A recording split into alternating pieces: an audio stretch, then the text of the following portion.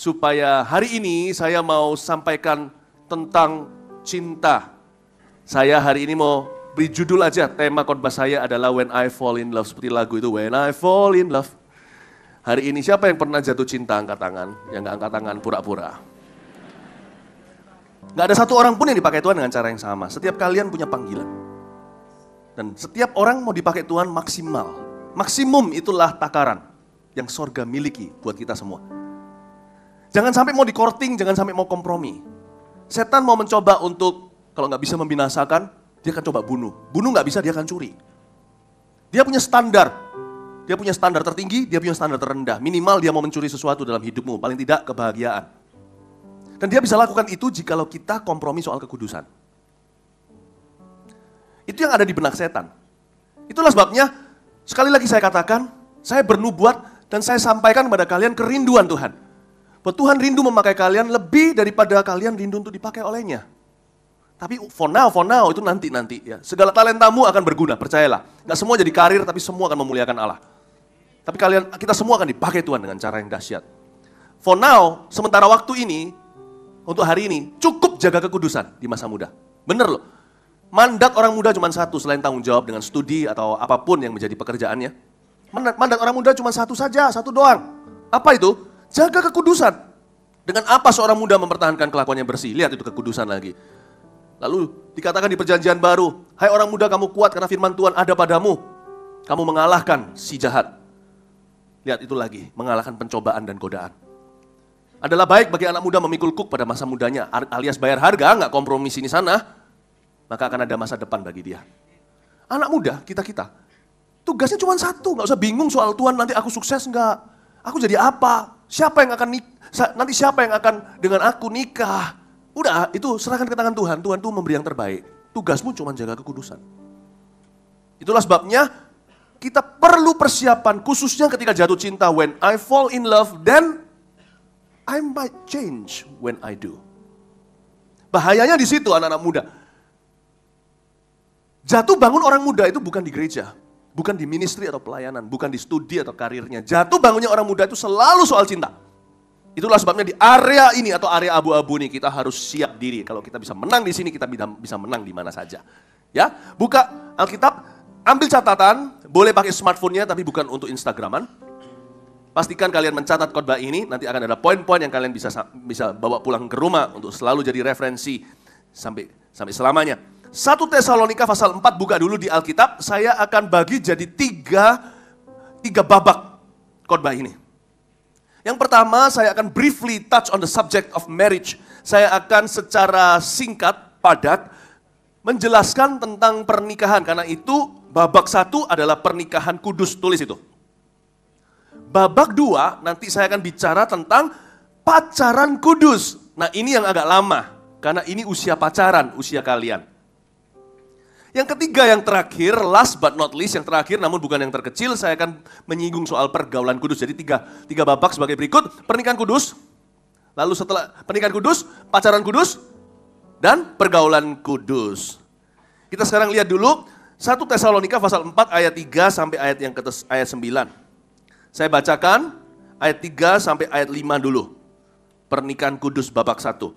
Karena inilah kehendak Allah, pengudusanmu, yaitu supaya kamu menjauhi percabulan. Ayat 3 ini pasti bicara kepada bujangan. Betul atau enggak? Karena bujangan selalu jatuhnya di percabulan. Itulah pencobaan. Ternyata enggak loh. Coba lihat ayat 4 baru tahu Tuhan lewat Rasul Paulus di surat ini bicara kepada orang-orang atau pasangan-pasangan yang sudah menikah. Hah? Karena inilah kehendak Allah, pengudusanmu. Saya kira kalau sudah kawin sudah enggak digoda. Siapa bilang? Makanya di dunia pernikahan ada yang namanya perselingkuhan. Itu nggak benar soal bujangan. Meskipun banyak anak-anak muda sekarang bilang, masih pacaran udah selingkuh. Kalau masih pacaran itu belum termasuk selingkuh. Nggak setia ya. Udah ada benih-benihnya dari dulu. Anda harus bisa lihat itu loh. Sebelum lihat kupu-kupu, lihat dulu ulat. Harus tahu itu nanti jadi apa. Lihat ular kecil, Anda harus tahu itu kobra nanti kalau besar. Pacaran sudah bercabang, nanti kalau udah menikah buka satelit di mana-mana. Bahaya. Coba lihat ayat 4 lagi, karena inilah kehendak Allah, pengudusanmu, supaya kamu menjauhi percabulan. Supaya kamu masing-masing mengambil seorang perempuan menjadi istrimu sendiri. Ini kan nikah atau istri dan suami. Dan hidup dalam pengudusan dan penghormatan. Sekali lagi diulang di ayat 4 seperti di ayat 3 kata pengudusan, ditambahi lagi penghormatan. Bukan di dalam keinginan hawa nafsu seperti yang dibuat oleh orang-orang yang tidak mengenal Allah. Perhatikan saya. Pernikahan kudus itu artinya gini, simple sekali karena ini zaman edan. Standar berubah-ubah, anak kecil zaman ini lebih kasihan daripada anak kecil zaman dulu. Nggak usah jauh-jauh, 10 tahun lalu aja. Zaman sekarang bergerak per hari, bukan lagi per tahun, apalagi atau per bulan. Anak sekarang melihat lebih banyak dari anak dulu. Apa yang dulu membuat kita shock, sekarang orang lihatnya biasa. LGBT contohnya, standar sudah ditekuk sana-sini, udah berubah-ubah. Karena itu penting sekali untuk kita kembali ke Alkitab. Pernikahan kudus itu selalu dikatakan di sini adalah baik bahwa kamu masing-masing mengambil seorang perempuan menjadi istrimu. Tuhan bicara kepada laki-laki supaya laki-laki tidak mengambil laki-laki. Jadi pernikahan kudus sebagai berikut. Satu pria dan satu wanita dalam pemberkatan nikah. Itulah pernikahan kudus. Diberkati di dalam nama Yesus. Seorang laki-laki dan seorang perempuan. Tidak bisa dijadikan jazz, ini klasik saudara. Laki dengan laki, no. Perempuan dengan perempuan, tidak. Laki dan perempuan dalam pernikahan, berkat pernikahan. Itulah pernikahan kudus. Oke? Dan pernikahan kudus ini bukan sekedar pernikahan Kristen. Banyak orang mengira bahwa kalau mereka diberkati di dalam gereja, oleh pendeta, pasti itu pernikahan kudus. Enggak, tentu. Itu cuma pernikahan Kristen. Kita orang Kristen, nikah ya pasti pernikahan Kristen. Jangan targetkan serendah itu. Targetkan pernikahan kudus. Dan pernikahan kudus tidak mungkin bisa terjadi tanpa pacaran kudus. Disinilah Tuhan membedakan perlakuannya. Dia membedakan antara orang fasik dan orang benar, kata Maleaki di dalam firman-Nya. Orang fasik bukan orang kafir, bukan orang yang tidak kenal Tuhan. Orang fasik adalah orang yang mengenal Tuhan, tetapi kelakuannya beda. Tuhan akan membuat perbedaan. Saya sebagai pendeta berkali-kali memberkati orang, sudah berapa ratus pasangan, kami bisa membedakan hadirat Tuhan ketika datang di sebuah pernikahan yang kudus dengan mereka yang sudah tidak kudus masuk ke pelaminan. Beda. Lain gitu loh. Ciuman yang dilemparkan, yang diberikan kepada pasangannya, you may kiss the bride, itu lain. Suasana, atmosfer, feelingnya, kesucian, kepolosannya, kekanak-kanaknya, kemurniannya itu beda dengan orang yang sudah jauh bablas, nggak cuma cium saja, sudah sampai kemana-mana. Dan itu nanti dibawa, melampaui hari pernikahan mereka, resepsi malamnya. Itu akan dibawa terus masuk dalam pernikahan mereka sehari-hari sampai mereka mati. Apa yang kau tabur, kau tuai. Apa yang tidak kau tabur, tidak kau tuai. Itu benar terjadi. Itu akan dibawa sampai keturunan kedua, ketiga, dan sampai seterusnya, sampai mereka meninggal dunia. Itulah sebabnya tetap kita harus perjuangkan kekudusan di atas segalanya. Hati-hati, jangan targetkan pernikahan Kristen. Pernikahan Kristen itu apa definisinya? Satu pria, satu wanita diberkati di gereja. Ya, tetapi pernikahan kudus adalah satu pria, satu wanita diberkati di gereja dan betul-betul terima berkat Allah. Nggak cuman ritual saja. Right? Saya percaya kalau sekalipun masuk pernikahan enggak kudus pun ada gereja yang masih mau berkati kok kalian. Masih ada. Enggak gereja sini, ada selalu gereja di mana-mana. Bahkan yang dekat gereja sebelah juga ada. Ya.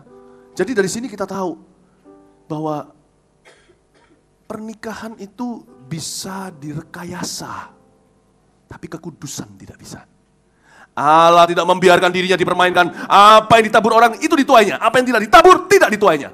Itu kata-kata langsung vertikal ke atas, bukan horizontal gereja-gereja dan cek gereja sebelah. Ngerti ya? Targetkan ini, pernikahan kudus. Jadi dari sini kita tahu, let's touch on this subject a little bit. Karena saya mau dari depan tarik, dari ujung tarik mundur. Karena banyak orang bicara tentang love, sex, and dating, bicara dari sisi pacaran dulu. Saya nggak suka, saya suka bicara dari pernikahan dulu. Karena itu goalnya. Untuk pernikahan itu bahagia, dia harus kudus dulu. Karena Tuhan memanggil marriage atau pernikahan itu untuk kudus. Marriage is first of all called to be holy, then happy. Pernikahan itu harus pertama-tama dipanggil Tuhan pertama-tama untuk menjadi suci, baru happy. Sebab tanpa kesucian, kekudusan, seseorang akan melihat Allah. Tanpa kesucian tidak ada kebahagiaan. Dan sedangkan holiness always brings true happiness. Pasangan-pasangan yang targetnya happy dulu, pernikahan kudus gak masalah, bisa kompromi melulu. Yang penting pokoknya kita plan honeymoonnya, kita plan untuk nanti gimana kita bisa bersenang-senang dalam pernikahan. Biasanya kandas. Kalau kalian targetkan happy, kalian akan kecewa. Kalau kalian targetkan holy, hidup tak akan mengecewakanmu. Oh, Tuhan tak akan mengecewakanmu. Ya, jadi mengerti ini ya. Karena inilah kehendak Allah, pengudusanmu. Supaya kamu ambil seorang perempuan jadi istrimu. Hidup dalam pengudusan penghormatan. Bukan keinginan hawa nafsu seperti orang yang gak mengenal Allah. Oke? And sex is good and dangerous. Seks itu baik, tapi bahaya. Dia hanya baik ketika ditaruh di konteks yang tepat. Itu seorang pria dan seorang wanita yang menjaga kekudusan saat pacaran diberkati dalam pernikahan dalam nama Yesus, maka seks baik di situ. Tapi seks di luar konteks ini sama sekali sebelum menikah atau di luar pernikahan setelah menikah, maka seks seperti ini bukan hanya salah, tapi destructive in nature, tapi sangat menghancurkan kehidupan orang itu dan orang-orang yang dia tahu. Jadi seks ini adalah satu peluru yang menembus banyak dada. Satu orang yang melakukannya, 1000 orang menderita. Itulah sebabnya di Korintus dikatakan, barang siapa berbuat dosa percabulan, dosa lain dibuat di luar orang itu. Tapi dosa satu ini melukai dia sendiri dan orang-orang yang dia cinta. Kalau di dalam dunia karir, ini disebut career breaking sin, career ending sin. Dosa yang jelas-jelas langsung menghancurkan karir seseorang. Itulah sebabnya pernikahan itu dibangun di atas dasar pacaran. Kudus dibangun di atas dasar kudus. Nah sekarang kita masuk ke yang pacarannya. Nah ini yang fun. Sebenarnya loh ya, mana lebih fun, pacaran atau pernikahan? Saya beritahu terus terang, saya beri bocoran, saya sudah ada di sana. Meskipun belum lama, baru ini tahun ke-18 kami menikah. Saya beritahu ya, marriage is much more fun. Kasian deh lu yang pacaran. Ya, yeah, right? It's really fun. Marriage is the best. Not any marriage, a blessed marriage. It is the best. It's so fun. Kadang-kadang saya dan istri saya masih sekali-kali bermain sandiwara. Contohnya, saya pulang sampai di rumah waktu kita lagi kencan, anak-anak di rumah. Anak-anak merestui kami kalau kami pergi dating berdua. Lalu sampai di rumah kan saya harus parkir dulu. Saya suka setir sendiri, nggak bawa sopir. Kalau ada sopir kan ada obat nyamuk. Udah masukin ini, saya masukin garasi dulu kan, mobil masukin situ, dia turun dulu. Kamu turun dulu, masuk dulu. Thank you ya. Istri saya kadang gitu ya, thank you ya. Oke, call me. Kayak zaman-zaman pacaran gitu loh. Ya, oke, I call you, oke, thank you. Udah, selesai. Terus kita turun seolah-olah, oke, I'll see you tomorrow, aku jemput ya, gitu. Terus kita, wah apa-apaan sih gitu ya. Tapi setelah itu kita bisa rasa seneng sekali, kasihan orang itu pacaran harus pisah, kita nggak harus. Kita selalu pagi siang malam bersama-sama, kita menikmati kebersamaan kita. Rasanya setelah guyonan atau bercanda begitu, rasanya semakin menghargai. Aku nggak harus pisah sama kamu malam hari ini, iya. Kasihan deh lu. When you are happily married, you are truly happy. If you are not truly happy married, you are truly unhappy. Jadi hati-hati. Pernikahan itu fun. Ada orang berkata, itu loh, ex pacarmu. Siapa bilang? Istriku gak pernah jadi ex pacarku, kami sampai sekarang masih pacaran. Cuman gak perlu pisah. Dan gak ada penyesalan. Please, targetkan untuk nikah. Bukan untuk dapat jodoh. Lain loh ya, dapat jodoh bisa putus asa. Apapun dihalalkan. Nikah.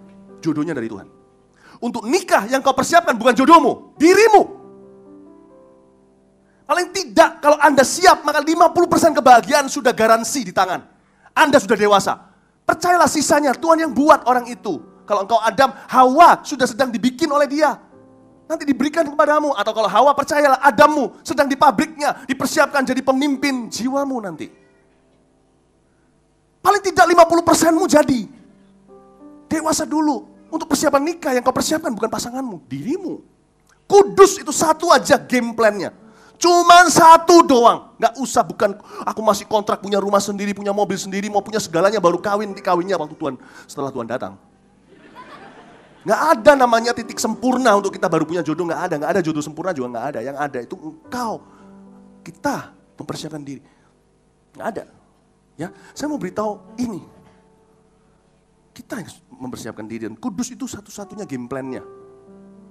Sisanya berkat Tuhan. Oke? Nah, kita masuk ke pacaran kudus. Ini kok saya rasa dibawa Roh Kudus ngomong soal, kemarin sih saya ngomong yang sama materinya, tapi saya kok rasa banyak bicara soal pernikahan. Rasanya loh ya, kok mulai denger bel bunyi, bunyi bel gereja, dong, dong, dong. Kayaknya habis ini banyak yang kawin deh di sini. Oh bukan sih, salah dengar saya. Itu belnya sapi. Jadi bukan kawin ya. Pacaran kudus kita sekarang lihat ayat yang ke-6 sampai ayat yang ke-8. Dan supaya dalam hal-hal ini orang jangan memperlakukan saudaranya dengan tidak baik. Oh, memperlakukan saudaranya dengan tidak baik. Ini berarti masih di level pacaran. Karena dia masih saudaranya, jangan diperlakukan nggak baik. Atau memperdayakannya. Atau memperdayakannya eksplorasi dosa. Memperdayakannya itu berarti manipulasi. I just want your sex. I want your body. Ya, karena Tuhan adalah pembalas dari semuanya ini. Seperti yang telah kami katakan dan tegaskan dahulu kepadamu. Ini yang saya sebutkan tadi dalam doa ketika memulai khotbah saya. Jangan cemarkan kasih dengan cinta. Cinta yang tidak dikontrol dengan kasih akan menjadi nafsu. Bahkan nanti pun dalam kehidupan pernikahan, cinta, ya, philea eros yang ada harus guided dengan satu GPS namanya agape love. Kasih tanpa syarat.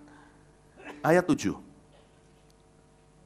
Allah memanggil kita bukan untuk melakukan apa yang cemar, melainkan apa yang kudus. Katakan amin dulu. Karena itu siapa yang menolak ini bukan menolak manusia, melainkan menolak Allah yang telah memberikan juga rohnya yang kudus kepada kamu. Nah sekarang mari kita bicara tentang pacaran kudus. Sebenarnya loh ya, pacaran itu ngapain aja sih? Apa agendanya? Harusnya setiap pacaran bisa dinotulenkan, seperti rapat. Ngapain aja, harus ada diary-nya. Banyak orang dipersiapkan untuk cari pacar. Saya pun kontribusi soal itu. Pernah dengar nggak khotbah saya 7 checklist? Ya kan? Bagaimana memilih kriteria memilih seorang pacar. Cuman saya belum banyak berbicara akhir-akhir ini tentang, lalu kalau sudah pacaran, then what? Di dalam inilah lubang, the black hole itu. Lubang hitam itu ada antara pacaran dan menikah. Disitulah titik bahaya. Karena di titik sebelum dapat pacar, orang berdoa. Tapi ketika dapat pacar, berdandan lebih banyak daripada berdoa. Nah disinilah, padahal ini adalah level sebelum pernikahan. Ini justru the gray area, ini bahaya. Tapi ini juga bisa menjadi your greatest victory. Ini jadi modal curi start dalam pernikahan. Bukan seksnya, tetapi kedewasaannya. Wow. Karena itu I want to speak up. Kalau 7 checklist saya kasih untuk kriteria pilih pacar, sekarang saya kasih deh 10 poin bagaimana agenda kita pacaran. Ya, saya ngomong ini, kalau yang belum pacaran, nggak usah ngenes gitu. Nggak usah wajahnya kayak gitulah. Nggak perlu, relax aja. Coba lihat kanan kiri, ya nggak usah gitulah. Ya, di sini Jonas Brothers tidak di welcome, jomblo ngenes. Jomblo yang happy aja. Jopi. The Jopi Brothers ya. Jomblo happy ya. Oke. Nah, kalau pas pacaran yang pasti agendanya nggak melulu selalu fisik, sekalipun fisik ada.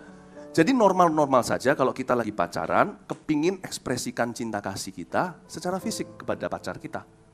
Tapi dalam melakukan itu, please be wise, tolong bijaksana karena kalian jangan lupa goalnya, yaitu pernikahan. Right? Dan kalau dalam mengekspresikan cinta kasih secara fisik tersebut, tetap harus jaga kekudusan loh. The game plan-nya, the name of the game-nya itu kekudusan. Ingat loh ya, a relationship is called to be happy, to be holy, then happy. Bukan happy dulu. Sekali, nanti kita cari happy dengan segala harga yang kita bayar, kita rela, termasuk kepenjagaan kita atau keperawanan kita. Yang happy kok, sex is happy, I know. Happy-nya short term, sekali dilakukan mengecewakan long term, dalam jangka panjang. Oke, Allah memberikan pada kita kemampuan untuk bisa berpikir. Karena firman ada di dalam diri kita. Jangan terbawa hawa nafsu. Miliki strategi dulu untuk menghadapi sebelum nafsu mengetok di pintu. Kita sudah tahu jawabannya. Kita sudah tahu bagaimana untuk mengendalikannya. Oke, saya kasih 10 tips sederhana aja, catat ini semoga relevan buat Anda. Ya, yang pertama, ini tips untuk jaga kekudusannya. 1, buat, ini kalau sudah pacaran ya, ini pacaran kudus ya, buat ekspresi biasa jadi luar biasa. Maksudnya ekspresi luar biasa jadi luar biasa gimana? Belajar untuk mengekspresikan cinta kasih sayang secara fisik in little things, in little ways, atau dengan cara yang kecil. Contohnya pegangan tangan itu nggak apa-apa. Kalau sudah pacaran 1 tahun, tetap pegangan tangan. Karena sekarang sekalipun sudah 1 tahun karena jaga kekudusan, pegangan tangan pun berarti sekali. Sampai sekarang masih ada gereng dan listriknya. Kalau enggak, manusia cepat bosan. Apalagi kalau masuk dalam pacaran berpikirnya begini, pegangan tangan hanya seperti hidangan pembuka. Bahaya, kalau itu harus menuntun ke sesuatu yang lebih berat. Itu ujungnya paketnya namanya seks. Hidangan utamanya selalu seksual. Berhentilah di hidangan pembuka. Nikmati senikmat-nikmatnya. Roti biasa kalau mau makan steak di restoran tertentu dikasih roti yang plain atau yang polosan. It's okay. Nikmati seolah-olah itu hidangan utama. Nikmati yang lama karena steaknya masih belum keluar. Nanti 10 menit lagi. Nikah masih 2 tahun lagi. Nikmati roti. Jangan cepat-cepat move on. Lanjut tangan minggu lalu. Sekarang naik sedikit. Ting ting ting. Naik ke puncak. Udah berhenti di sana. Teruskan nanti ada asosiasi orang. Ya. Jangan mendaki ke puncak apa-apa. Mengerti maksud saya? Karena itu biar in little ways. Oke? Yang kedua, tulis di sana. Jangan tergesa dalam gairah. Ini mirip dengan yang pertama, ada bedanya. Bedanya di sini loh. Jangan ada agenda maju soal fisik. Singkat cerita, saya pernah memberkati beberapa pasangan nikah, bisa beda fasik dan benar. Yang benar saya ceritain, ada yang pacaran sampai ujung menikah, padahal pacarannya juga bukan 1 tahun, pacarannya di atas 2 tahun, di atas 3 tahun bahkan, ada yang di atas 4 tahun. Saya nggak sarankan pacaran terlalu lama, buang-buang waktu, buang-buang uang. Tapi ada yang di atas 4 tahun yang saya pernah berkati, betul-betul waktu saya mentori dan konselingi, lucu loh, dan saya berharap anak-anak saya kan seperti itu waktu pacaran. Semoga nggak lama-lama, tetapi sekalipun lama pun mereka itu bisa menunggu. True love waits, ternyata betul kasih sejati itu menunggu. When you fall in love, you should still wait. Tetap harus menunggu. Ternyata sampai ujungnya pelaminan, saya tanya kalian sudah sejauh apa, dan saya bukan orang bodoh, saya bisa korek orang sampai tahu kebenaran. Harusnya kalau saya bukan pendeta, saya bisa kerja untuk polisi, interogasi. Dan saya tahu dia hanya berakhir sampai pegang tangan, cuman cium biasa. Dan saya berkata, bangga. Saya dalam hati berkata, semoga anakku nanti suatu hari, atau anak-anak rohaniku semuanya pacarannya begitu. Roti aja jadi hidangan utama. Luar biasa. Jangan cepat tergesa maju.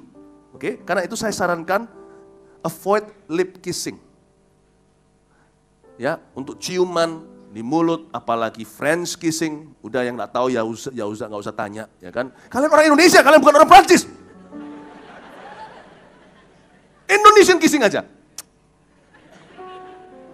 Oke, hati-hati. Jangan petting, that's for sure. No. Ya, paham? Yang ketiga, are you ready? Jangan beri makan fantasi. Loh gini loh, berpikiran seks sekali-kali itu normal kalau kita udah orang yang sudah pubertas.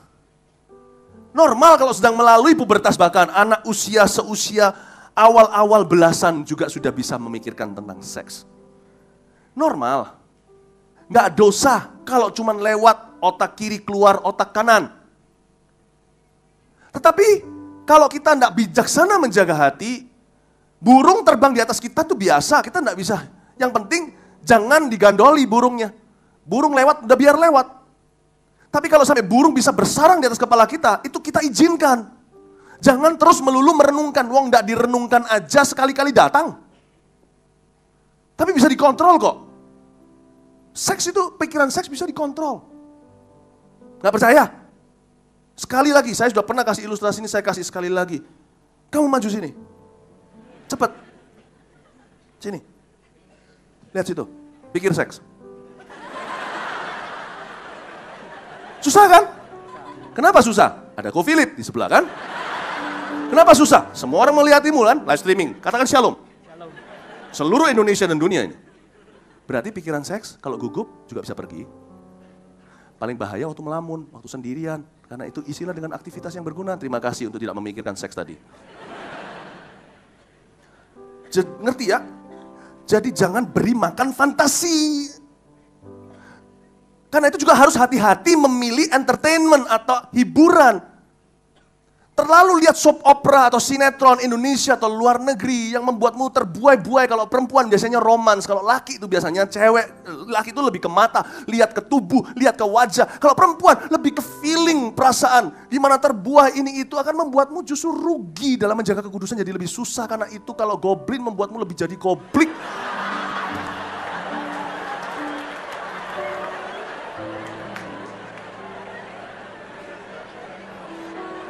Maka tontonlah MS TV.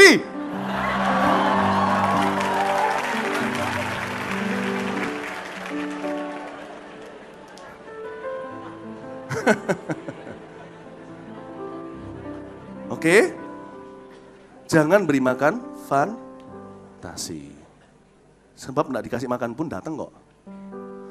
Cuman masalahnya kenapa banyak orang terbelenggu dosa, bukan karena dosa terlalu kuat, tapi dia kasih makan terus. That bad dog in him. Anjing liar di dalamnya itu dikasih makan daging terus, kedagingan. Sangat merugikan. Input, memang apa yang masuk dalam dirimu tidak menajiskan, kata Yesus, tapi apa yang keluar. Saya ngerti. Tapi tahukah Anda, saya tambahi, tidak memutar balik perkataan Tuhan, nggak berani saya, karena Tuhan kebenaran. Tapi apa yang masuk kepadamu, dalammu, memang tidak menajiskanmu, apa yang keluar menajiskanmu, tapi apa yang masuk ke dalammu, itu bisa membuatmu lebih susah jaga kekudusan atau lebih mudah masuk ke najisan. What you see, what you hear. Apa yang kau lihat, apa yang kau dengar, itu mempengaruhi kelakuan. Atau minimal mempengaruhi pikiran dan imajinasi kita. So be careful, be wise. Oke, yang keempat. Setelah jangan beri makan fantasi, keempat bagi orang pacaran, selalu ingat si dia punya siapa. Waktu saya kecil SD dulu, seringkali kami nyanyi antara teman-teman nih. Kalau siapa suka sama siapa, kita nyanyi. Ya memang agak kampungan sih. Contohnya namanya siapa? Wati gitu ya. Nggak ada yang namanya Wati di situ. Ini Budi, ini Wati, ini Iwan. Itu zaman bahasa Indonesia, zaman jadul dulu ya. Saya kasih nama, contohnya Wati. Wati manis dan cantik, siapa yang punya? Lalu berebutlah, karena Wati itu adalah bunga sekolah. Kami cowok-cowok bisa berkelahi karena itu, mengklaim teritorinya masing-masing. Dasar kalau anjing pria ya begitu kan. Kencing di mana-mana. Nah, kita langsung ada yang nyeletuk, langsung ada yang nyaut. Saya yang punya, lalu bisa berkelahi karena itu. Hanya karena satu orang aja iseng, ini si Wati cantik dan manis, siapa yang punya, semua bisa berebut dan bertengkar. Padahal si Wati nggak ditanyai dia mau punya siapa. Saya mau beritahu ya, kalau ada lagu kayak gitu lagi, lain kali satu orang lagi dari AUG harus nyeletuk, papanya yang punya, bukan punya lu. Pastikan kalau Anda pacaran, selalu ingat bahwa pacarmu itu bukan milikmu. Belum lah ya.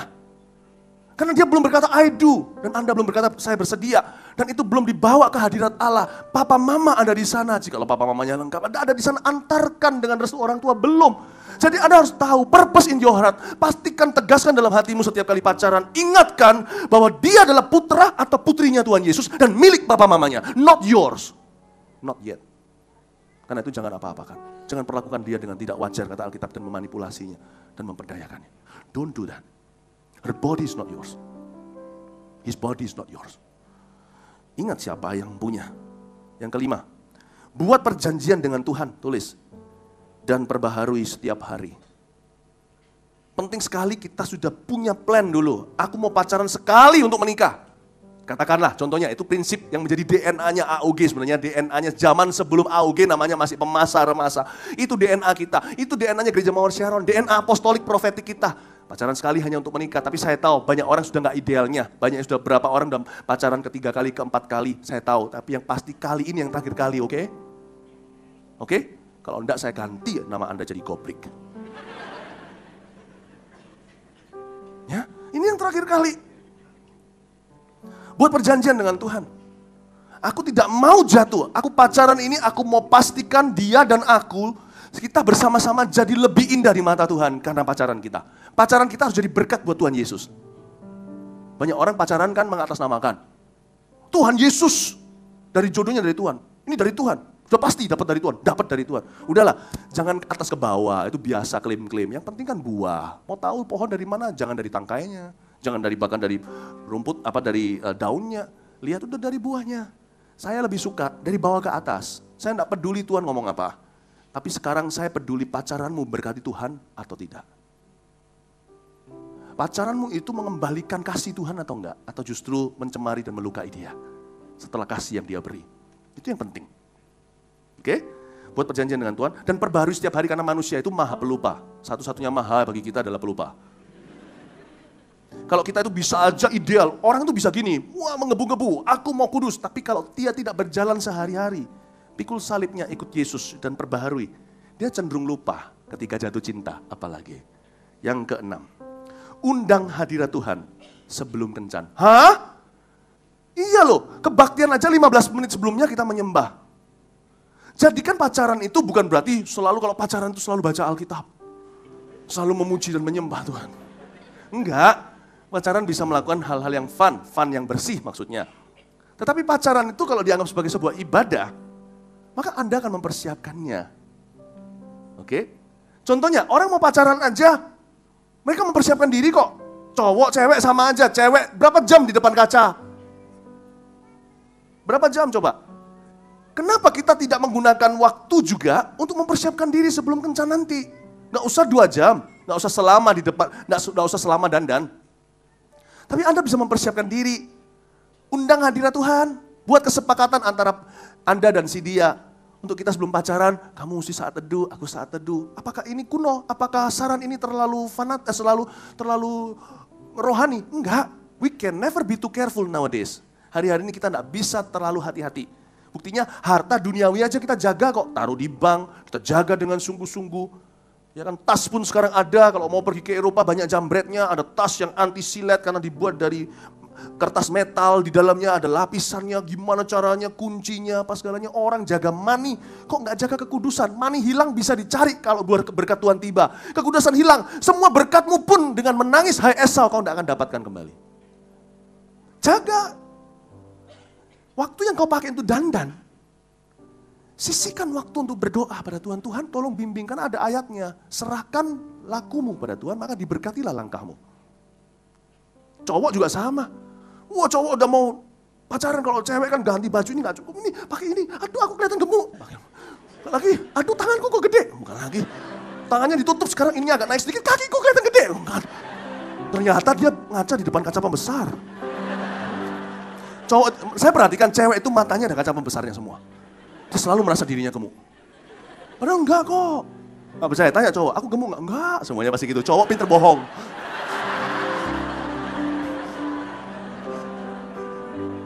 Cowok kalau persiapan enggak kalah heboh. Emangnya kiranya cuman kaum Hawa. Kita harus wangi kan, harus berwibawa. Gimana caranya? Minyak wangi enggak kalah. Kita ambil polo, semprotkan campur Tommy Hilfiger. Bau gak tahu, satu leher kanan, leher kiri beda bau harumnya. Dicampur jadi satu, jadi poison. Waduh, udah poison sama polo sama-sama hijau. Pokoknya apa yang hijau, kalengnya diambil dan disemprotkan dengan gegabah. Tanpa memperhatikan sungguh-sungguh itu apa. Disemprotkanlah, ada satu kaleng panjang hijau. Ternyata by God. Pergilah dia kembali mandi, setelah mandi cuci semuanya. Aduh bodoh aku. Waktu menunjukkan sudah tinggal berapa menit. Saya harus lari, tidak boleh telat ini, kencan ini. Udah aku tunggu-tunggu. Lalu dia cepet-cepet kali ini minyak wanginya gak mau macam-macam. Yang paling besar yang ku ambil, diambillah hairspray. Kena ke tubuh. Waktu pacaran shalom. Kok shalom pacaran ya. Halo sayangku. Dan badannya semua udah kaku. Hairspraynya soalnya ada tulisannya extra strong. You do all kinds of things to make yourself attractive. But you should take serious measures, not only to look attractive, but to be protective of this relationship that matters so much in your life if you really want to be her husband or if you really want to be his wife someday. Saya ulang lagi dalam bahasa Ibrani. Kalian lakukan apa saja untuk tampak menarik. Tetapi kenapa tidak ambil berusaha juga untuk melindungi, bukan hanya menarik, tapi juga melindungi hubungan yang begitu penting bagi kalian. Kalau kalian serius dengan dia loh ya, kalau kalian mau jadi istrinya atau suaminya suatu hari dan hubungan ini penting sekali, dan you need to protect it. Dan hanya hadirat Tuhan yang bisa. Yang ketujuh, berdua bicarakan ekspektasi dan standar. Waktu pacaran dulu, mau ngomong apa aja, berdua bicara. Sebelum seks menjadi isunya, coba kalian bicara, dialog, ngobrol soal masa depan, soal pelayanan. Alangkah baiknya kalau kalian punya sama-sama common interest, ngerti ya, yang kalian bisa bicarakan. Berbahagia mereka dalam satu gereja ada pelayanan, kalian bisa bicara, bukan untuk ngerasani atau bicara di belakang orang, tapi semua yang benar, semua yang mulia, pikirkanlah semua itu. Bicarakan juga, kalian bisa bicara tentang ini itu, banyak hal. Pacaran itu lebih banyak words, not touch. Words. Dan kalian bisa cerita yang kualitas. Pacaran yang intelektual. Dan kalian bisa bicara, tapi juga bicarakan tentang standar dan ekspektasi. Artinya aku ekspektasi supaya kita itu kudus ya. Harus ada yang memulai, alangkah baik cowoknya. Kalau cowoknya gak mulai, cewek juga bisa. Aku ekspektasinya kita ini kudus sampai nanti kita ke pelamin. Kalau jangan ngomong pelamin nanti dikiranya kapan gua nih dinikahi kan, jangan gitu. Cuman kamu bisa bilang aja sampai nanti kita mau kudus segalanya. Dengan demikian, otomatis kalian akan saling sungkan. Ada standar yang diutarakan. Tapi ya jangan gini yang ceweknya belum apa-apa. Kamu jadi sama aku ya, ini kencan pertama ya. Kamu jangan pegang aku, jangan lihat aku. Dia bisa cabut, pura-pura ke WC, keluar, tinggalkan bill dan cek sama kalian. Untuk kalian bayar makanan hari itu. Nggak usah terlalu begitu, cuman yang penting komunikasikan. Dan itu standar ekspektasi bisa membuat kalian lebih menghargai satu sama lain. Yang ke-8. Sudah? Tadi yang ke-7 kan waktu berduaan. Yang ke-8, jangan selalu berduaan. Saya harus realistis bahwa dalam pacaran ada waktu berduaan. Valentinean contohnya kemarin. Nggak mungkin dong ya, Valentinean kita kalau sudah pacaran gitu, kepinginnya sama semua teman-teman, pasti kepingin sendiri. Tapi sendirinya kalian juga aman kok, kan di restoran. Kan ada orang juga. Hati-hati kemana kalian pergi. Kalian harus pilih-pilih. Kalau ke kamar sendiri atau kemana dan sebagainya. Ayo kita sama-sama belajar. Mau kita belajar sama-sama ya. Di kamar itu kita belajar untuk nanti ujian. Nah omong kosong. Hati-hati kemana kau pergi. Pergilah ke tempat yang netral. Sekalipun berduaan tetap ada di dalam tanggung jawab. Karena itu jangan selalu berduaan. Nggak selalu berduaan melulu maksudnya. Ada waktunya berduaan, ada waktunya enggak. Dan pada waktu kita memilih aktivitas, pergi ke nonton bioskop contohnya. Bioskop itu bukan tontonannya yang bahaya, tetapi yang membuat bahaya adalah Anda gelap di situ nggak kelihatan. Meskipun nggak bisa nggak bisa menghasilkan bayi kok kalau di dalam bioskop gitu ya. Tetapi bisa menghancurkan hati nurani. Sesuatu yang lebih yang kau bisa lakukan orang lain nggak tahu. Saran saya kalau pergi nonton, jangan berdua kalau memang Anda ada godaan. Bertiga, perempuannya disuruh bawa temannya. Percayalah saya, pihak ketiga waktu pacaran selalu berkat. Tapi pihak ketiga waktu menikah bukan berkat lagi. Ya kan, pernikahan kan selalu ada pepatah mengatakan, enggak boleh loh ya, ada pihak ketiga. Kalau pacaran justru harus ada pihak ketiga. Berbahagia kalian yang pacarannya direstui teman-temanmu, diketahui, didoakan dengan teman-teman seiman. Mereka bisa saling menjaga, nanti perlu bantuan, diajak, ya seneng juga kok temanmu diajak, dapat nonton gratis. Tapi percaya ya, ada banyak hal tidak bisa diusir dengan tengking. Momok yang namanya hormon ini, kadang-kadang nggak bisa hanya dalam nama Yesus. Dengan ada pihak ketiga temanmu nonton bersama denganmu, 2/3 setan seneraka yang menggodamu hari itu lari sendiri. Meninggalkanmu. Kenapa? Kalau ada apa-apa, si pria sungkan mau ngapa-ngapain kamu. Karena ada temanmu. Jadi temanmu itu biar jadi obat nyamuknya. Ya, coba ngomong sama kanan kirinya, mau nggak barengnya aku nonton nanti sama pacarku? Jawabnya gini, boleh kalau kamu yang bayari. Yang ke-9, utamakan kasih di atas cinta. Ini dia agenda pacaran sesungguhnya. Agenda pacaran itu bukan untuk fisik bercumbu. Karena cumbu itu ujungnya cuma seks. Dan seks itu sebentar. Tapi dampak konsekuensinya lama. Dalam pernikahan juga sama, seks itu sekali, tapi dampaknya itu kedekatan yang luar biasa. Tetapi di luar pernikahan yang diberkati, seks itu sekali, bentar aja. Tidak bisa orang itu berbuat seks 24 jam sehari. Cumbu itu sebentar, kenapa luangkan begitu banyak bagian daripada hubungan itu untuk satu adegan? Sebagian besar daripada hubungan bukan diranjang. Tetapi dalam kehidupan, why not? Sebelum before you tie the knots, really tie the life knots. Ngerti maksud saya? Sebelum Anda sungguh-sungguh menyambungkan tali, sambung dulu tali-tali kehidupan. Bicara tentang soal itu, soal ini, hal-hal yang intelektual, hal-hal yang berguna, yang positif, yang fun, yang lucu, yang romantis. Tapi sifatnya lebih jiwa. Utamakan kasih di atas cinta. Pilih-pilih aktivitas juga. Alangkah baiknya kalian punya grup, CG, connect group, small group contohnya. Atau kalian punya pergi sama teman-teman. Atau ada aktivitas pelayanan. Yang terakhir, yang ke-10. Kembalilah ke Tuhan. Di sini yang nomor 10 ini saya kasih jalan kembali ya. Kalau ada yang sudah terlanjur salah, inilah keuntungan jadi orang Kristen. Kita itu punya pengampunan. Dan atau kembalilah ke nomor 1. Kalau kalian sudah terlanjur bablas, udah tebas yang namanya pacaran sudah tidak lagi di dalam ekspresi luar biasa, sudah nggak jadi luar biasa, kalian sudah agak sedikit nyerempet ke sana, kembali lagi yuk, polos lagi yuk, kembali ke nomor 1, jadikan ekspresi biasa, luar biasa. Jangan lagi ke arah situ. Tetapi belajar untuk menghargai, lihat kadang-kadang, lihat matanya aja. Ya kadang-kadang lihat matanya aja bisa mendapatkan kepuasan yang luar biasa, nggak usah seks. Lihat matanya, aku senang. Terus terang, saya jatuh cinta sama istri saya pertama kali itu karena lihat matanya. Saya duduk di sana, jadi hati-hati yang duduk di sana. Dan istri saya duduk di situ, di dekat AC itu. Jadi mata saya dulu masih terang benderang. Saya duduk di situ 6:30. Dia duduk di sana. Jadi biasanya yang sana jadi sama situ.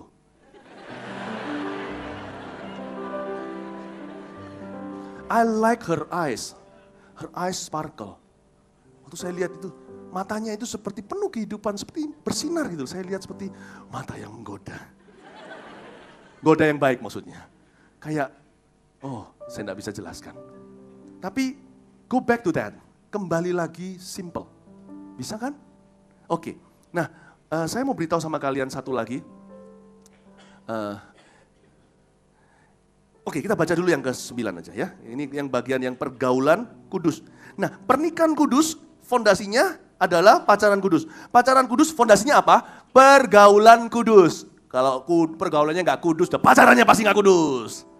Ya, pergaulan kudus ayat 9 tentang kasih persaudaraan. I love this, persaudaraan. Katakan persaudaraan. Kita semua saudara seiman, jadi harus bergaulnya kudus. Tentang kasih persaudaraan tidak perlu dituliskan kepadamu, karena kamu sendiri telah belajar kasih mengasihi dari Allah. Saya mau seperti Rasul Paulus hari ini di ayat 9.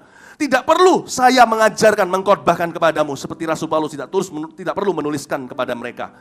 Karena kamu sendiri telah belajar kasih mengasihi dari Allah. Saya percaya bagian ini jauh lebih relevan jikalau orang sebaya yang berbicara kepada Anda. Ya, dan saya punya sebuah kejutan. Seperti Paulus katakan dia nggak perlu tuliskan, saya juga nggak perlu khotbahkan. Di bagian ini saya mau mengundang satu orang yang sangat berharga di hati saya. Orang ini sudah membuktikan so far so good di dalam pergaulannya jadi berkat buat kami berdua. Sangat-sangat jadi berkat. Karena itu saya tidak pernah KKN, siapa saja bisa naik. Saya percaya Tuhan memilih dia untuk hour ini untuk berbicara dalam hidupmu. Will you please welcome Vanessa Mantova. Vanessa manis dan cantik, siapa yang punya papanya? Oh, sorry, just kidding. Sorry Vanessa. Okay, yes. Thank you, you're welcome. Wanna say something? Hello. Hi. Surprise. Oke. Vanessa, Daddy Mami lihat selama ini Vanessa pergaulannya betul-betul jadi berkat buat your mom and dad. Saya bukan berarti Vanessa selalu sempurna, tetapi we have the most open communication sebagai orang tua dan anak. And I'm very pleased to have you here speak to us. Daddy percaya lebih relevan Vanessa yang bicara daripada Daddy yang bicara. First of all, pernah sekali Vanessa ngomong gini, Dad, you know, my friendship can be my protection. What do you mean by that? Artinya pertemananku, persahabatanku, itu bisa jadi perlindunganku. Itu gimana sih maksudnya, Vanessa, ceritakan. Oke, jadi aku percaya kalau our friends itu somehow juga ada special connection yang beda sama orang tua ya. Jadi orang tua? Maksudnya Oh iya. Not me. Nggak. I mean some people tuh pasti first layer di luar dirinya sendiri itu pasti temannya gitu. Jadi I believe kalau kita tuh saling mengingatkan yang like good stuff ya. Jadi kalau our friend itu melakukan sesuatu yang kurang baik gitu, itu kita bisa saling ngingetin gitu.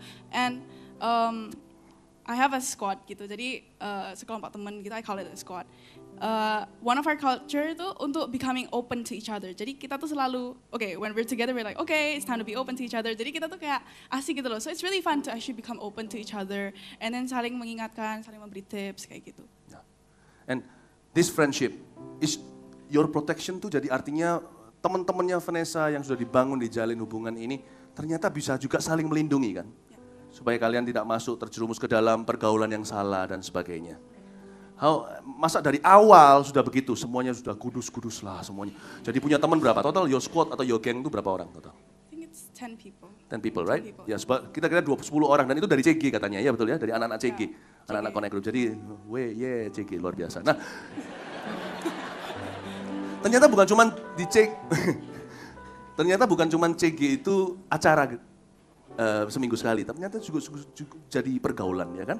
Nah itu apakah dari awal, kalau di CG mungkin sudah ada agendanya icebreaker apa atau langsung muji menyembah, firman, sharing. Tapi kalau di luar kan different cerita, beda cerita. Apakah semua langsung tuh suci kudus bicara firman melulu? Nggak mungkin lah, anak muda pasti ada korsletingnya. Terus gimana permulaannya kok your friendship becomes right? Your friendship becomes protection for everyone in it atau menjadi perlindungan bagi setiap orang di dalamnya. How? Jadi awalnya we started off as a group of friends di luar CG. Jadi I thought kayak we should hang out gitu loh di luar CG. Soalnya I believe kayak itu bonding gitu loh. And we need that. And awalnya tuh pasti kaku-kaku lah. Tapi as we get closer gitu tuh pasti ada, of course kita pasti lebih open lah ya to each other. And pernah sekali tuh I remember kita tuh bareng gitu. And then percakapannya tuh mulai melenceng gitu loh. I mean not like verbally gitu ya. Tapi kayak topicsnya itu mulai it's not that we're so holy gitu, enggak. Cuman awalnya our vision itu is to become best of friends until we're old gitu loh. Jadi we grew up together. Jadi that's our main vision. And I saw that itu kayak mulai fading gitu. And then I thought to myself, ini pasti it's okay lah, because some of them are younger than me, ada yang lebih muda, and jadi aku biarin aja. Tapi and then the next day or the next week I forgot, itu kita kumpul lagi, and then gak tau somehow tuh kayak I hear a voice in my heart kalau this is not right. Itu jelas banget, and I freak out, and then I went home, and you remember aku datang ke mami daddy, and then aku ngomong gitu loh, man what do I do gitu, and then aku sudah tahu sih dari awal I'm supposed to do something because nothing happens without a purpose ya, and then they gave me advice untuk actually talk to them gitu. And then so the next day kita juga teman pelayanan by the way. Jadi habis pelayanan kita ngomong-ngomong, and then I said to them, guys, look at us, kita udah agak melenceng. And then turns out mereka juga they knew that gitu loh. Tapi they kept it to themselves juga gitu loh. And so dari situ we decided to we become open to each other. And kita tuh we're not trying to be perfect, tapi we're trying to take out kayak imperfections-nya yang kita bisa ambil gitu. Because we don't want to waste our time even though we're still at a young age. I understand. Now, waktu saya masih teenager juga, kalau cowok ketemu cowok selalu bicaranya soal cewek. Apalagi kalau nggak ada cewek around. Ada cewek pun kadang-kadang itu guyonan kita atau itu candanya gitu. Selalu bicara tentang perempuan apa segalanya. Itu fun. Selalu begitulah. Itu lumrah, normal kalau di usia di mana anak-anak muda pasti suka bicarakan lawan jenisnya. Dan mulai ke arah situ, apalagi kalau nggak ada remnya, nggak ada cewek di dalam grup itu, cowok biasanya bahkan ngomongnya agak porno sedikit. Nggak porno banyak. Nggak cuma sedikit, mulai bicara ke sana. Bahkan tidak sedikit yang jatuh ke pornografi karena dikenalkan temannya. Cewek juga sama, bicaranya bisa ke arah, entah saya nggak tahu, saya nggak pernah bergaul dengan cewek, istilahnya saya nggak tahu. Tapi cewek juga pasti ada nyelenehnya di mana. Jadi, in your case, pada saat mulai arus dunia membawa ke sana, dan itu semuanya arus hormon segala, somebody had to break the ice, right? No, not the ice. Somebody had to stop the flow. Harus ada orang yang bayar harga, ngomong dulu, hey guys, this is not right. How do you feel? Apa Vanessa nggak takut langsung dianggap, apalagi anak pendeta? Pasti nggak dianggap gini, ada Vanessa, suci-suci atau gimana? Nggak takut. Nggak takut untuk gini ya, nggak takut Vanessa jadi nggak populer. Kalau sampai bilang, hey guys, I think ini mulai melenceng, I don't feel peace, tidak merasa damai dengan ini. Iya, untungnya waktu itu semua berkata, iya sebenarnya I also don't feel peace. So there must be a leader in the group yang jadi influence dulu, gitu kan? Weren't you afraid? Nggak takut kalau nanti dianggap populer, nggak populer, atau dianggap sok rohani, lalu dicap segala anak pendeta segalanya, apa nggak takut dikatakan gitu? Apa nggak lebih baik ya sudah diam aja, ngikut arus, flow along. What's your feeling waktu itu? Oke, awalnya tuh kayak for sure juga bingung lah ya ngomongnya gimana. Cuman I'm grateful kalau aku dari kecil tuh aku udah dikasih base yang pretty strong. Jadi just imagine your life is a pyramid, you know what you wanna be and you're down there. And my principle is to not waste time and that we should be wise in everything we choose, we talk about. And I'm really happy being in this squad gitu. And I don't want our squad tuh sampai pisah gitu loh because of little things gitu. And so when I try untuk ngomong what I feel, kalau ada yang salah atau yang kurang benar, itu I try to become open and tell them, and I'm grateful kalau mereka tuh actually agree with it, gitu. Jadi responnya juga bagus. Ya, gitu.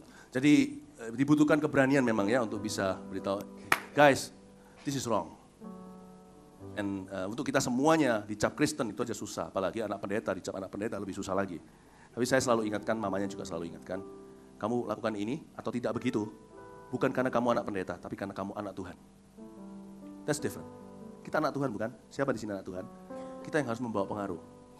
Nggak tentu kita bisa memimpin organisasi, tapi pengaruh, kalau nurani, semua orang harus memimpin. Amin ya. Nah, sekarang pernah sekali Vanessa ngomong begini, Dad, ini visi kami di dalam pertemanan kami. Saya nggak nyangka loh, pertemanan bisa ada visinya. Saya kira setelah selesai CG, mari, sudah ya kan. Dia bilang gini, we want our friendship to become a blessing to our parents. Kami rindu agar pertemanan kami ini, sekelompok 10, ini persahabatan kami jadi berkat buat papa mama kami masing-masing. Itu ya apa maksudnya Vanessa? Jadi sudah tahu sih, tapi mereka nggak tahu kamu ceritakan. I'm not blaming orang tua ya, kalau ada orang tua di sini. Ada. Yeah. Yeah. You're the preacher. Okay. You're not. Okay. Okay. Jadi pastilah ya kalau kita tuh ada sekelompok teman of teenagers, pasti orang tua tuh pasti ada kepikiran worry sedikit atau maybe they'd end up somewhere yang wrong gitu. Pasti ada feeling itulah. Ya. Pasti ada rasa itu, maksudnya ada rasa curiga ya, atau curiga. negative thinking lah. These young people are up to no good gitu kan. Anak-anak muda ini pasti buat onar ini, pasti ada masalah buat masalah gitu kan. Ya. Gak ada rasa aman gitu ya. And then I'm trying to think, kita juga mikir gitu loh gimana caranya our friendship bisa mengubah perspektif orang tua tentang friendship, apalagi dari AUG gitu ya. Nggak lucu ya kalau a group of friends AUG but is doing stuff that is wrong. Jadi kita juga mikir, we should, like aku gini, I have a curfew. Curfew itu batasan waktu. Batasan right? waktu. Jadi kalau pulang gitu, at least, maximum itu jam 9. Let's just say this, jam 9. Yeah. And then I learned to go home on time atau sebelumnya, or even kalau contoh macet atau there's something wrong, aku pasti telepon and I have a reason gitu. And I don't want to keep it to myself ya. I will also tell my friends that I have a curfew, and this is what's cute about my squad. So we actually made a curfew. Soalnya not everyone has a curfew. Cuman kita juga gak mau kayak nujin ke orang tua, kenapa kalian pulang malam-malam, kayak it's not good gitu. And so, what's your question again? What's my question? After you answer. Jadi, lucu. Nah, bagi saya itu, you wanna say something? Yeah, go ahead. No, what's your question? Yeah. Bagi saya dan Ci Airin, kita itu marvel, kita itu betul-betul kayak diam-diam, ini nggak pernah cerita sama Vanessa sampai sekarang ini baru kita ngomong. Biasanya loh ya, orang tua yang punya batas waktu pulang. Mereka pertemanan 10 punya waktu curfew. Itu baru bagi saya, something new. Kalau kita orang tua jaga rem, hati-hati anakku lagi berbuat apa? Berbuat masalah. Ini anak-anakku ini jadi jaga mereka seperti Shinchan, troublemaker gitu. Tapi mereka punya visi lebih tinggi ternyata. Kita lebih aman, bukan berarti kita off guard atau tidak menjaga. Tapi mereka lebih aman karena mereka sudah punya visi di antara mereka. Hey guys, kita harus jadi berkat buat papa mama kita. I love it. I love that idea. Saya tidak tanamkan ide itu ke dalam diri Vanessa. Makanya saya minta dia ceritakan karena ini visinya, bukan visi saya. Saya sendiri banyak lihat gitu, diberkati, kami diberkati. Wow, you have such a vision. I love your friends and I love you. Dan rasanya kepingin ketemu teman-temannya. Saya yakin teman-temannya pasti kadang-kadang nyeleneh ke kiri maupun ke kanan. Tapi selalu ada, kalau enggak Vanessa, siapa-siapa, mereka giliran selalu akan mengingatkan, hey guys, this is not where kita mau pergi, we are heading. Biasanya di CG semua alim, nanti di luar sana siapa tahu, ya kan? Tapi di sini kita membawa sampai ke kehidupan. Bahwa pergaulan itu harus kudus, bukan hanya waktu ibadah. Tapi dibawa-bawa dalam kehidupan. Ya, one question, ada satu jackpot question sebenarnya ya. Vanessa tahun ini 16. Jadi kita pernah bicara tentang beberapa hal. Apa yang menjadi, ini kan bicara tentang pergaulan kudus lalu pacaran kudus. Apa signalnya? I love this.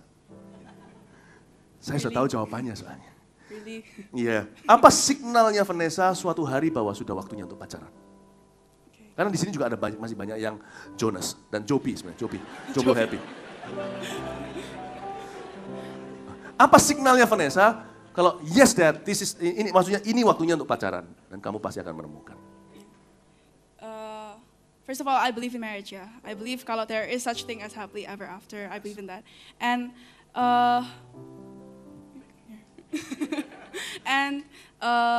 sampai lupa aku. Wait. Oh my gosh, I'm so. It's okay. Sometimes I experience that stage groggy. Oh ya, yeah. Don't worry, ini nggak bisa buat grogi kok. Ini lucu-lucu sebenarnya. Yeah. So my other principle is to become as pure as possible as a girlfriend and a wife. And you can only be pure kalau we are a girlfriend to one person and just forever that one person. Maksudnya mau punya prinsip seperti Mami Daddy, pacaran sekali untuk menikah. Yeah. Okay. I do hope that semua kita punya prinsip seperti itu. Terus? That's right. And when is the time? The signal. Jadi dari kecil, I have a promise with my dad and my mom. Kalau one day when it's time, you guys let me know, and that man will somehow appear in my life. Soalnya we're very close to each other, and lama-lama tuh kayak, well, I know, of course, parents itu much more wiser than we are. Oh yeah, for sure. For sure. Yeah, they're much more wiser than we are. So, you know when's the best time, you let me know. Don't forget to let me know. Okay? For sure now is not the time. Tapi satu hal yang Vanessa ngomong itu membuat saya juga tercengang. Saya ngomong sama Cairin waktu itu bukan muji anak sendiri ya, tapi kalian semua juga anak bagi kami. Saya percaya kalian akan buat kami semuanya tercengang. Yang satu hari berkata seperti ini visinya. Dad, sebelum Daddy berkata, Vanessa, ini waktunya. Siapapun yang kutaksir atau siapapun yang naksir aku, tidak akan ada yang pas. Kalau Daddy dan Mami bilang, yes it's the time, baru Tuhan munculkan. Dan baru aku akan ketemu si dia. Jadi Daddy, please pray for me. And let me know when the time has come. Waktu kapan waktunya akan tiba. Saya dengar gitu itu. Hati saya itu sepertinya, malam itu saya tidurnya tidak mendengkur, ngorok enggak, senyum. Saya beritahu ya, ini penting sekali. Nanti mungkin pengumumannya dipendekin sedikit. Listen, hati orang tua. Kami sudah punya ini sejak kami memimpin sesama anak muda untuk saya belum menikah. Saya ceritakan hati Bapak Maleaki, hati orang tua. Hati orang tua itu tidak ada satupun yang mau menghalangi anak-anaknya. Hati orang tua selalu ingin anaknya itu bertanggung jawab. Sekalipun kalau kita punya orang tua nggak baik, ada sebagian kita itu broken home. Tapi saya mewakili Bapak di sorga, bicara secara general umum, bahwa apapun contoh buruk yang kau miliki di hidupmu, tetap Tuhan tidak buruk. Kenali hati Tuhan dulu. Hati orang tua selalu ingin anaknya bahagia. Pernikahan kudus adalah bagian penting dari anaknya. Pacaran juga, jadi kami Gereja Mawar Sharon, AOG juga tidak menentang orang pacaran. Enggak. Tetapi yang kami ajarkan adalah kekudusan. Jadi karena itu saya dorong kalian semuanya untuk engage your parents, bicara sama mereka. Nggak semua punya orang tua yang open komunikasi dengan Anda sekalipun Anda merasakan, Anda butuh sekarang sudah mengerti lewat firman Tuhan. Tapi coba usahakan, orang tua akan menghargai itu. Dan bersamaan dengan itu pemimpin rohanimu, jangan takut. Nanti dipending, nanti diputuskan, dipisahkan apalagi kalau pemimpinnya sendiri punya agenda pribadi. Dia senang kamu, Anda datang ke dia untuk diteguhkan, bilang, dia bukan dari Tuhan, akulah yang dari Tuhan. Di dalam gereja kita di AOG, selalu ada atasnya. Sampai atas linear pertama, kedua, dan ketiga biasanya beberapa, kita udah lihat orang-orang menikah. Jadi kami tidak punya agenda dalam hidup kalian, selain your happiness. Tapi kami tahu, happinessmu hanya melalui holiness. Itulah sebabnya nggak usah bilang dari Tuhan atau enggak. Pemimpin nggak akan berkata gini loh, gua rasa nggak dari Tuhan. Sekalipun ya, kalau saya didatangi kalian, contohnya Cik Mac, Ko Wiki, didatangi kalian, kita pun merasa, rasanya nggak pas, bukan dari Tuhan, kita akan diam. Kalau kalian kudus, kalian tanggung jawab. Tuhan bisa benarkan. Daripada orang yang datang klaim, aku dengar suara Tuhan. 3 nabi sudah meneguhkan, yang 1 telepon dari Malaysia. Semua bilang dari Roh Kudus. Saya bilang, ngomong sama tembok, talk to my hand. Yang penting tunjukkan dulu buahmu. Pacaranmu ngapain? Apa aktivitinya? Kemana? Tanganmu di sakumu atau tanganmu kemana? Yang penting saya mau lihat itu. Peduli amat kalau sekarang saya dengar suara audible, saya akan bilang sama Tuhan, Tuhan engkau percayakan kepada aku, maka engkau harus percaya kepada aku. Saya tidak mau dengar audible itu. Saya berkata, aku mau lihat dia. Mau lihat gimana perkembangannya. Termasuk kalau kita merasa kok rasanya gimana, asal kalian berdua berkelakuan benar. Dan tanggung jawab, I think God can permit a relationship, bisa mengizinkan sebuah hubungan. Tahukah itu? Hati orang tua, nggak mungkin lah pemimpin itu akan menentang orang tua. Saya kalau lihat orang tua kalian sudah iya, selama saya melihat hidup kalian juga bertanggung jawab. Nggak ada alasan pemimpin berkata tidak, kecuali kalau memang ada alasan keberatan jelas-jelas yang saya tahu. Kalau enggak biasanya sih tidak akan menghalangi, ya kan? Malah justru mendoakan, turut menjagai. Itu loh penting sekali hati ortu yang harus dimengerti. Nah, nggak mungkin kalau ada keberatan. Tapi kalau semuanya orang tua sudah oke, tapi kalau orang tuanya ternyata orang tuanya yang insane, yang crazy, yang gila. Anaknya masih umur 12, sekarang tuh ada loh, umur 12 masih boleh pacaran. Umur 9 ada yang sudah berkata, ini pacarku. Papa mamamu bilang apa kamu bilang orang ini pacarmu? Papa mamamu bilang gak apa-apa, aku boleh pacaran. Sekali papa mamanya oke, kalau itu keputusan yang insane, keputusan yang begini, kita pemimpin rohani sebagai orang tua juga, orang tua rohani berkata, no. Tapi kalau itu lumrah, baik, apalagi benar, gak mungkin pemimpin itu menghalangimu. Jangan takut ya, jangan backstreet. Please jangan backstreet. Ngapain backstreet? Front street masih lebar kok backstreet. Oke, fun? Any personal message to this orang lucu-lucu? Yeah. Silahkan. Okay. Yes. I know kalau kita sekali an urger ya, we get this special anointing, itu kepekaan. And I believe that gitu. And I actually experienced that. And I know kalau sometimes we're in our group of friends gitu, we feel kayak what we do tuh kayak kadang-kadang ya like I said kayak agak melenceng. And we know that feeling, terus kita tahu kalau kita disuruh Tuhan untuk membenarkan teman-teman kita. And so I'd like to encourage, please be the one yang kasih inisiatif gitu untuk ngomong ke mereka. And you know, I believe kalau friendship that lasts long itu friendship that is Christ-centered. And when you are Christ-centered, some people pasti pikir kayak, oh my gosh, you guys are so holy, pasti boring gitu. But it's actually really fun, and you guys can still do the fun stuff, tapi you know for a longer time. Because I'm not saying that I've experienced that, because I know I'm younger than beberapa orang di sini. Cuman really, I really do believe kalau friendship itu exist gitu. And so please encourage yourself untuk mulai mereflek kepekaan yang dari Tuhan itu in your friendship. Thank you. Mulai menggunakan kepekaan yang dari Tuhan itu in your friendship. And friendship has to be Christ-centered. Thank you, darling. God bless you. Mari kita semua bangkit berdiri. Haleluya. Anda diberkati hari ini. Pernikahan kudus, pacaran kudus, lalu pergaulan kudus. Mulai kudus dari awal dan terus. Amin. Amin.